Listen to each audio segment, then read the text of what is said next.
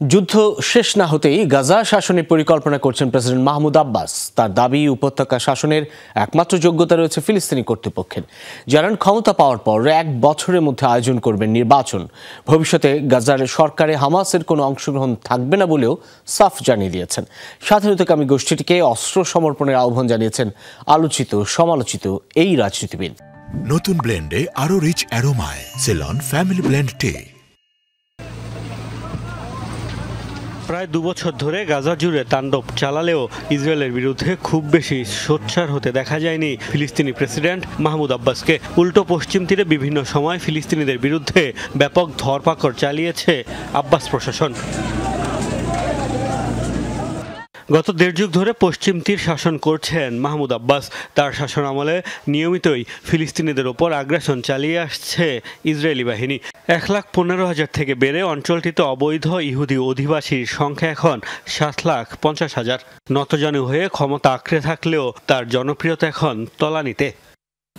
বিসমিল্লাহির রহমানির রহিম। পশ্চিম তীরে আব্বাসের শাসন নিয়ে রয়েছে ব্যাপক বিতর্ক।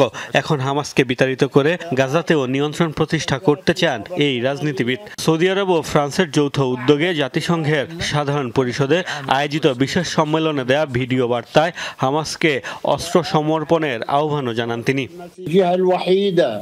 পশ্চিম তীরের ফিলিস্তিন সরকারই গাজার শাসন ও নিরাপত্তার পূর্ণ দায়িত্ব নেওয়ার একমাত্র যোগ্য সংস্থা, যাতে আরব ও আন্তর্জাতিক মহলের সমর্থন এবং অংশগ্রহণ থাকবে। গাজা শাসনে হামাসের কোনো ভূমিকা থাকবে না। অন্যান্য দলগুলোর পাশাপাশি তাদেরও ফিলিস্তিনি কর্তৃপক্ষের কাছে অস্ত্র হস্তান্তর করতে হবে।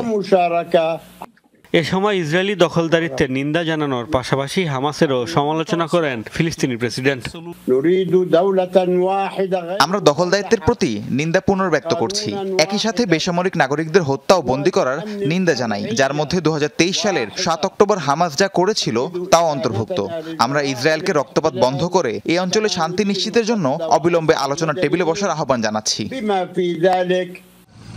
যুদ্ধ থামার 1 বছরের মধ্যে গাজায় প্রেসিডেন্ট ও পার্লামেন্ট নির্বাচন আয়োজনের প্রতিশ্রুতি দিয়েছেন মাহমুদ আব্বাস।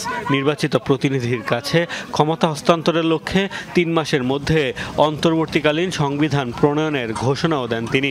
নির্বাচিত প্রতিনিধির কাছে ক্ষমতা হস্তান্তরের লক্ষ্যে 3 মাসের মধ্যে অন্তর্বর্তীকালীন সংবিধান প্রণয়নের ঘোষণাও দেন তিনি। মোস্তফা মাহমুদ, যমুনা নিউজ।